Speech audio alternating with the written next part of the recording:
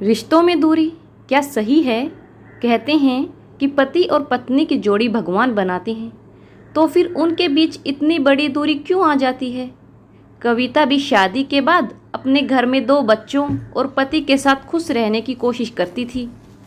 कविता के पति को हमेशा कविता में कमी ही नजर आती थी। शादी को 16 साल हो गए थे। अब उसका पति घर में रहकर काम करता था और उसके हर काम में कमी निकालता रहता था।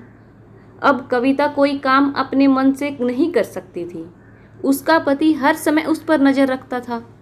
कपड़ा मशीन से अभी क्यों नहीं निकाला, रसोई अभी साफ क्यों नहीं की। एक बार कविता ने उसके बुरे व्यवहार की शिकायत अपने माता पिता से कर दी और बच्चों को लेकर मायके चली गई। उसके पति ने फ़ोन कर कहा कि वह अब उनके साथ कोई गलत व्यवहार नहीं करेगा, वह बच्चों के साथ वापस आ जाए।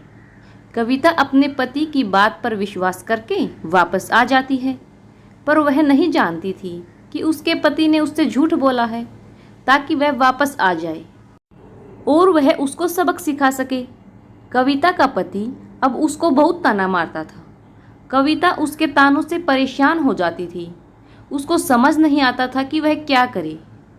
एक दिन कविता ने सोचा कि वह इतना परेशान क्यों रहती है, सिर्फ एक व्यक्ति के बारे में क्यों सोचती है। कविता ने तय किया कि आज से वह सिर्फ अपने माता पिता, बच्चों और अपने बारे में सोचेंगी और उस दिन से कविता बहुत खुश रहने लगी। धन्यवाद।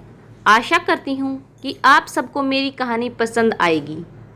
आप सबके सहयोग की अपेक्षा करती हूँ और कोशिश करूँगी कि कुछ अच्छा सुनाने का प्रयास करूं। चैनल पर नए हैं तो सब्सक्राइब करें। धन्यवाद।